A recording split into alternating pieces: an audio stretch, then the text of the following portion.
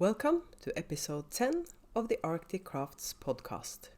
My name is Bente and I'm coming to you from Vesterålen, northern Norway, where I live with my husband and 3 cats. You can find me on Instagram as Arctic Crafts, on Facebook as Arctic Crafts by Bente, on Etsy as Arctic Crafts by Bente, and on Ravelry as Arctic Crafts 65. Today is Thursday, November 14th, and I know it's a Thursday. And Friday is my podcast day, but I have a full day tomorrow, so I haven't got time to record or edit a podcast. So lucky you get me one day early. We haven't got any more snow. We have a little snow, but it's getting cold, so I'm thrilled because I get to use my knits. I even got some dyeing done this week, and I'll show you at the end of the podcast what I have been doing. And let's start with what I'm wearing. Or maybe we should start with the elephant in the room. Yes, I finally got my haircut done. So I feel myself again, because I normally have this kind of hairdo. And then what I'm wearing. I'm wearing the Sugar Maple by CARINA Spencer, and you can't tell by this picture, but it goes down into a point at the front and it's straight at the back. And what I love about this is that it's asymmetrical, so the point goes out to the side and not straight down. I knit this in a yarn called Twister from HOBBII. The colorway is Golden Glow, and the yarn is a 50% cotton, 50% acrylic, so I knit it for use in the summer, but when I'm inside the house I can even use it in winter. So I love this thing. I used it, I wore it a lot during the summer, and I figured I would show it to you. And we could look at my FOs, because I actually got some knitting done as well. And before I do anything more, yes, I have the cats inside today too, so maybe you get some cat action in the background. Let's start with the FOs. I have been knitting a pair of socks for my husband for months. I finally got them done. And this is actually a sport weight yarn as well, so I should be ashamed of myself that I haven't finished them before. This fun colorway is from NICOLE MENDEZ, and it's called Shrieking. And this, as I said, this is a sport weight, and I knit it on a 3mm needles, and I used my normal sock recipe for myself because it's a sport weight and I knit it on 3mm needles. I used 64 stitches and the same number of repeats on the heel and on the gusset as I use for myself. And now we get to 2 test knits. And this I've been doing in collaboration with the Canadian designer Melinda Meeser, RHYFLOWER Knits. Surprise, surprise, I love all her patterns. And the first one I've knit with my POLDALE in the colorway Glacier, and these are absolutely gorgeous, and I'm going to take one of them off the blockers so I can show you the pattern properly. As you can see the front of the sock has these gorgeous snow crystals all the way up, and the back is just stockinette. And I love this sort of sock pattern because there's a lot of things you have to focus on the front, but you have the rest of the back. So you can, there's something happening on every single row in this sock pattern. But it's not difficult. It looks really complicated, but it's not complicated at all. And these will release on December 13th. on Ravelry and Melinda's website, RHYFLOWER Knits. And I recommend you try them out because they were really fun to knit, and as I was saying, not complicated, even though they look really complicated. And that's one of them. And then we have a hat that I actually finished last night. We came home from quiz night. Can't talk today. I have to have the excuse English is my second language. And all this talking is Thursday work. We came home from quiz night, and before we left, I had gotten to the decreases. So I finished the hat last night. I actually even wove in the ends, but I haven't blocked it. I'm not sure I want to block it. And this hat is absolutely gorgeous. Just look at that. And again, this might look complicated, but it isn't. And I love this fun effect. That's actually accomplished with drop stitches. And you have loads and loads of baubles. And I've knit this in my fine merino DK in the colorway Antique Gold. And this, yes, there you have the oldest one he wants to show off as well. His name is Roar in Norwegian, but as you all know, that's also a lion's roar in English. So kind of a double meaning in his name. This is a collaboration with Melinda.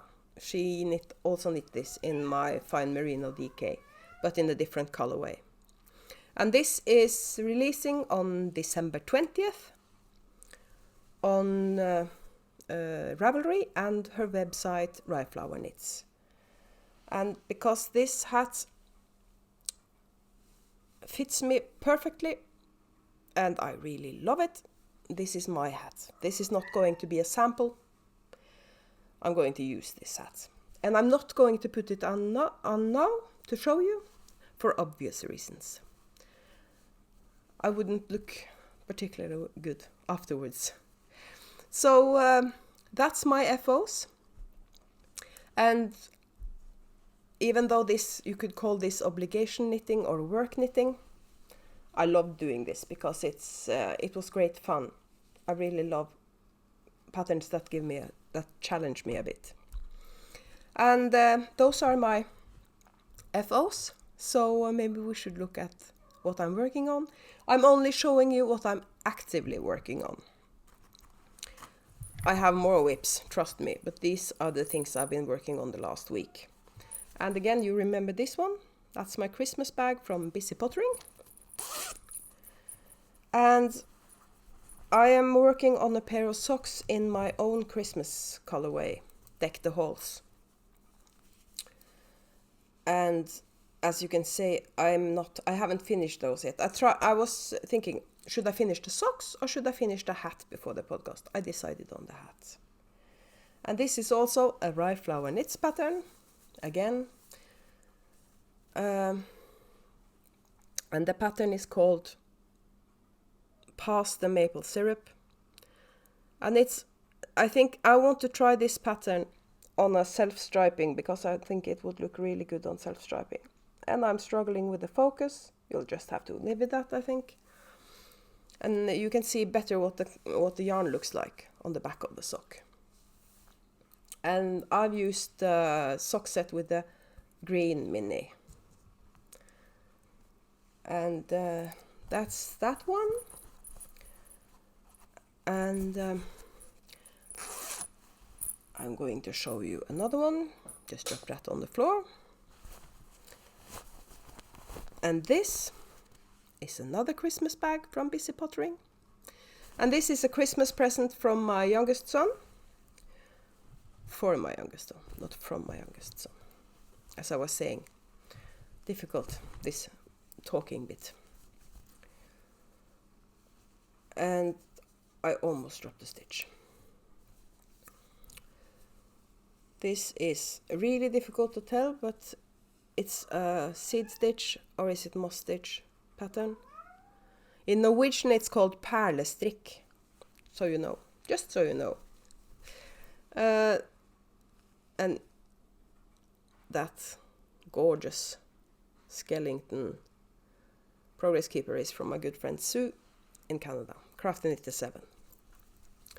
And this is just a cowl, and it's a free pattern on Ravelry, and it's called the SCOWL. And I'm knitting this in my own fine merino DK, and I dyed up some, I was experimenting and dyed up a color I didn't like, so I just threw it in some black dye, and my son wanted a black cowl, so then I had something to use it on. So that's that. And I have actually started another sweater for myself. It started with me trying to come up with a new colorway. So I was experimenting. I wanted to make something terracotta or brick colored. And I dyed it up. I just show you the bag first, perhaps. This is from the Woolly Tangle, and it's gorgeous with all the cute alpacas on it. And I dyed up, this is what it looks like in the cake.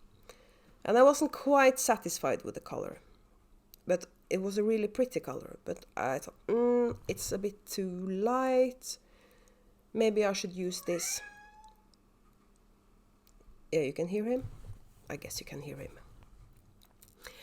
And I decided maybe I should use it for something for myself. I dyed it up on a sport weight, and I had 3 skeins of sport weight in this beautiful color, and what should I knit with it?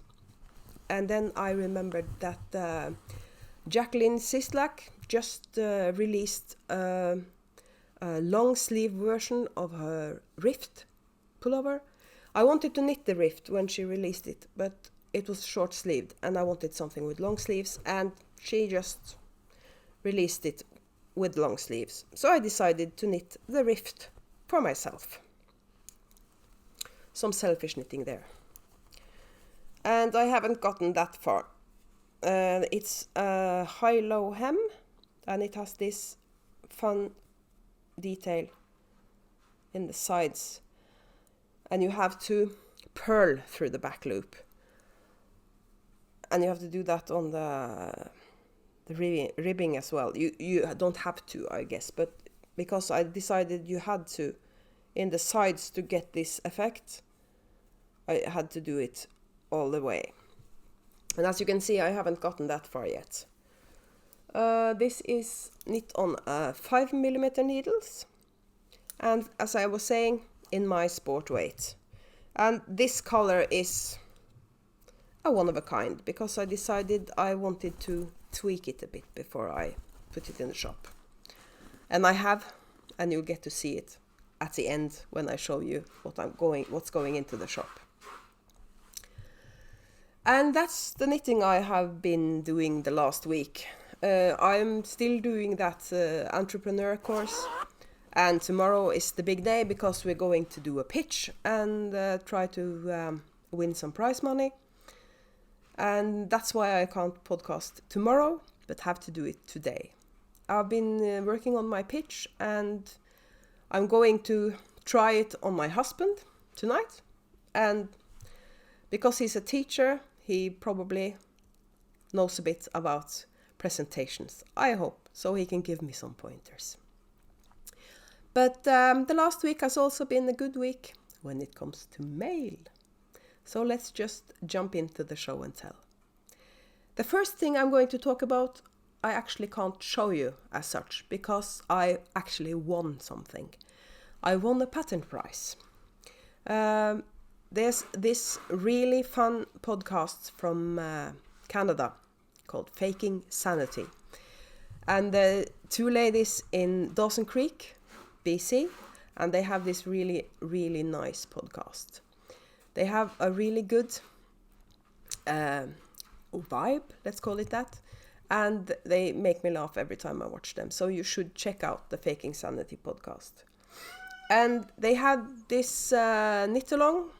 They called Knitting the Alaska Highway, I think it was.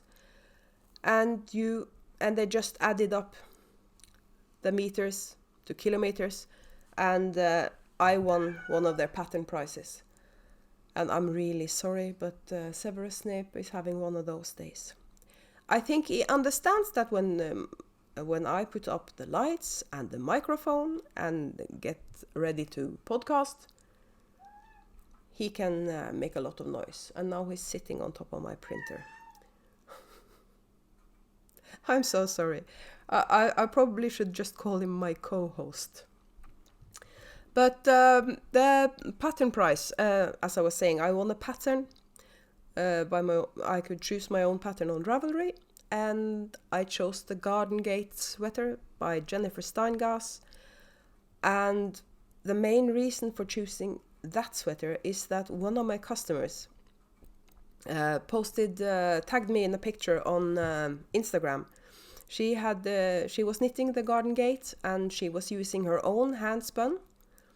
I think it's black as the main color, and she used my colorway Autumn Leaves for the contrast color, and that sweater was gorgeous. So I was thinking, maybe I should try that myself. Dye up a tonal for the main color and use variegated for the pattern bit. And but I have a few other sweaters in my queue, so I'll have to wait with that, I think. And I have, and let's, as I was saying, Thursday work. Look at this. It's my flamingo glass. And it's pink, surprise. And there's even some pink in my sweater. I was a tomboy growing up, but I ended up becoming a pink princess in my old age. I got 2 subscriptions. I subscribed to a box from a company called Felty Thing. And she's based in Wales, in Llandudno. I think it's that way they pronounce it in Welsh. And she sent me, the last month she sent me a yarn from a different dyer, but this time she sent me something she dyed up herself. And it's this gorgeous grey and mustard sock yarn with lots of sparkle. There you can see her logo. If it will focus. Yeah, you can see it. And enclosed was this mini in a coordinating color. So this is of course going to be a pair of socks. And now it can go into my stash because I've shown it to you. And I also got a skein of yarn from Dye Monkey. She also has a podcast. Check it out. She's a really, really nice lady, and I wish I could meet her sometime. And you can see why I had to buy this one, right? This is So Me, and this is the logo, Dye Monkey Yarns. And this is called Electric Love, and it's on her Samba monkey. It's a single ply, and I have loads of variegateds in my stash that works with this one. And I ordered it to make it the 3rd color in some 3-color shawl, because I wanted to have a tonal that went with several of my variegateds. And because I'm a pink princess, I of course have loads of yarn in my stash that goes with this. I was saying subscriptions. I had gotten 2 subscriptions, and this is the other one. I subscribed to Nicole C. Mendes Stripy Sock Club, and this is the skein for, I think this is the skein for October. Did I got it late, or is it the skein for November? it's probably the skein for November because she sends them out early. It's called Happy Thanksgiving, and this is on her soft sock, and it's really, really soft. I have loads of her sock yarn, and I want to knit some socks with this one, but I have some socks on the needles, and I have a large stash of self-striping sock yarn because I love it. And I can't dye self-striping myself. I know how to do it in theory, but I haven't got the room or the patience. So that's why I buy a lot of self-striping sock yarn. And I got one more thing in the mail this week. It's from Hanna at the Corner of Craft. And she also has a podcast, and she has a really great podcast, but I think she's getting married these days, so maybe she's taking a break. But she put out some grab bags for minis at her web shop, and I can't get enough of minis. So, and these 5, I think she picked 5 that coordinate, because I can use this in one project. And I might just knit up some scrappy socks with this, because I really love the colors. And that's the happy mail I got this week, and we're getting to the end of November.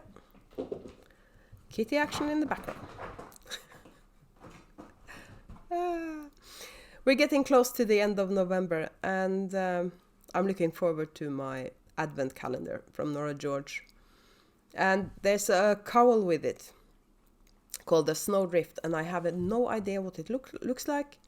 So hopefully I get to have some knitting time in December. Even though I'm doing Vlogmas, I have to cheat a bit for the first for the December 1st episode, because I'm not at home that day. So we're coming home in the evening, December 1st. So I might have to publish 2 episodes on December 2nd. We'll see, but I'm trying to get it done before midnight on December 1st. So I can...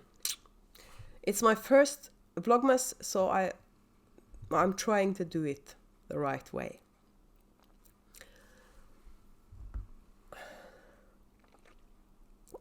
Hopefully sorry for the drinking breaks, people, but as I was saying, you can hear me. It was a late night last night. I had to finish that hat. And just checking my show notes.